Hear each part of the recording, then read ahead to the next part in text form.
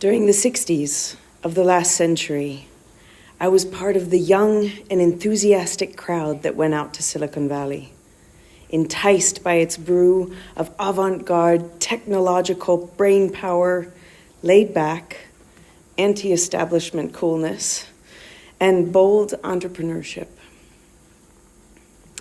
Although, to be honest, the most important attraction to us was probably the prospect of not being frowned upon as nerds. Over the years, I made the distinction between the types of people I met. There were those who moved the crowds, and those who moved with the crowds. Those who did bold things, and those who did things because everyone said they were bold.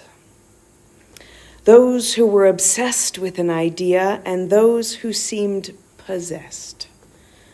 And I couldn't quite work out by what kind of spirit. The more I was intrigued by this, the more I started talking to these people. I asked them where they came from, how they got here, what their motivation was, and more of those types of questions.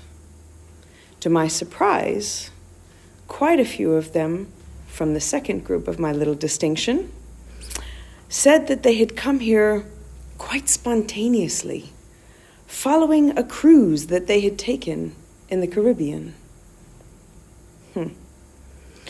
At some point, I started to ask them about the precise itinerary of this trip.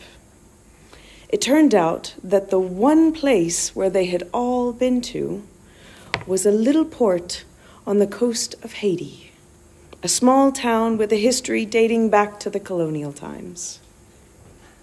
This strange coincidence puzzled me for years, and I became more and more curious over time until one summer I decided to go and take a look for myself. I booked a flight to Port-au-Prince, and after a long journey in a scruffy taxi, I arrived at the place my sources had mentioned toward the evening, where I was promptly dropped at my boarding house. The landlady was very nice, but inquisitive.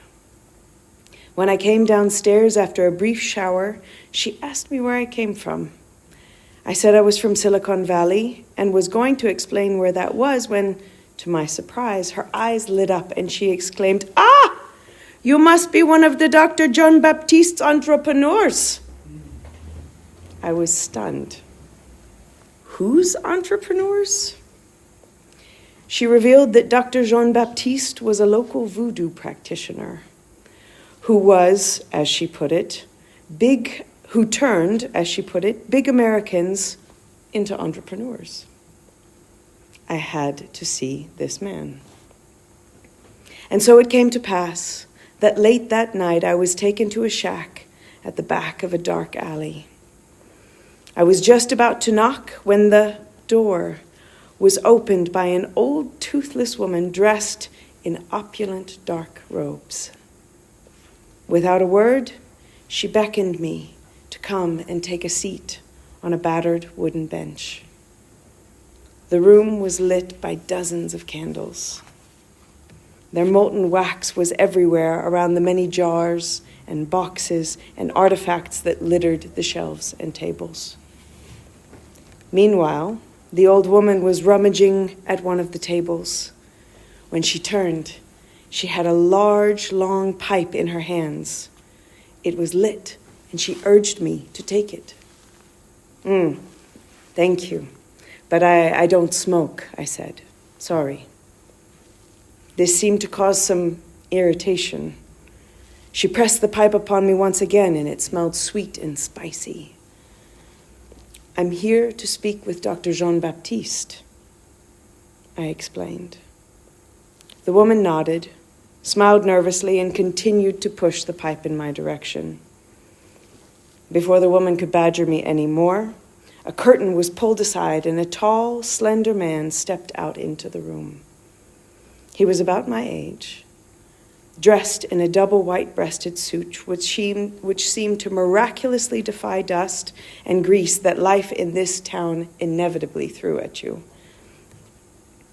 I regret if the lady was bothering you. Please forgive me.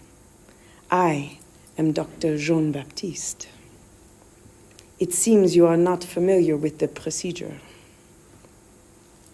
What procedure?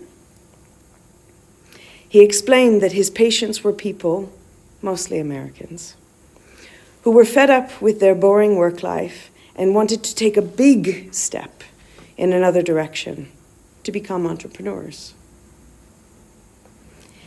Fascinating. And how do you do that in just one treatment? Well, you understand, this is, after all, a place of voodoo. Things happen for you Americans that are a bit out of the ordinary. For that reason, we have put the patients in a state of trance so that we can work with them. That is what the opium pipe is for. What do you mean, work on them? Ah, this treatment is my specialité. It has taken me years of experience. I will transform them in 4 steps. Let me explain. You see those slugs in the jar over there? We call them escargots de la vision. We let them suck on people's eyeballs so they can see clearly what is far away and will not get distracted by the nasty little bits and pieces just in front of them. The black slugs were glistening in the candlelight. Then we use the seringue du courage. He pointed at a big, old-fashioned glass syringe. We inject a slurry of fermented coyote in their spine so it only bends when necessary and never cracks. Next, he added with pride, we give them a coupier de la persévérance. We inject spider poison into the nerves of their thighs so they don't feel the fatigue and exhaustion that will inevitably set in after some time, as I am sure you are aware. But, as a final touch, he beamed, we give them just a little spoonful of sirop de la passion, a little secret recette of the house. You understand I will leave out the details. He held out an open bottle to me. It smelled of passion fruit. Then we let them rest for the night. And in the morning, voila! They are entrepreneurs. I needed a moment to take it all in. I see, I finally replied.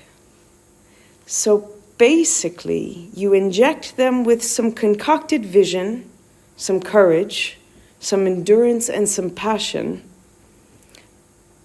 But wouldn't it be better if they developed those qualities themselves, just like many of my entrepreneurial friends have done? Oh, sure. That is certainly very admirable of your friends. He picked at a speck of dust on his sleeve, and then looked at me sideways. But you cannot seriously expect that people who come off a cruise ship, no?